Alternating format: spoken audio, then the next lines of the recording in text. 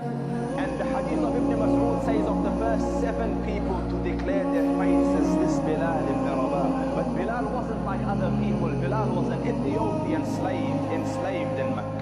So whilst other people had difficulties, Bilal's difficulty was multiplied exponentially because he was in a foreign land, he looked foreign, and a slave on top of that, not a man of much influence. And now he has accepted a new faith, different to the faith of his master.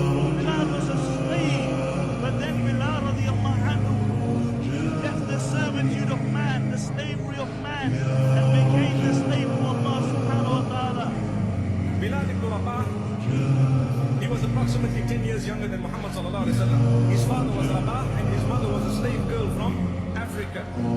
Somehow he ended up in the hands of Umayyah bin Khalaf. So now his boss was Umayyah bin Khalaf. They decided to harm him. The worst ever.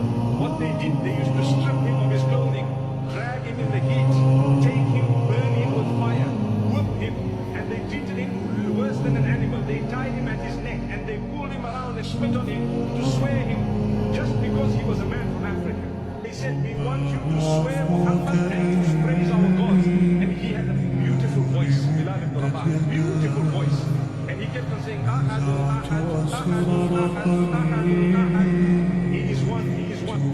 And for the first time in the history of Islam, went to the top of the Masjid al-Nabi, and with his beautiful, ringing, beautiful voice, for the first time he said, Allahu Akbar, Allahu Akbar.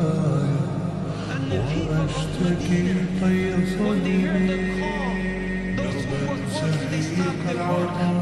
Those mothers who were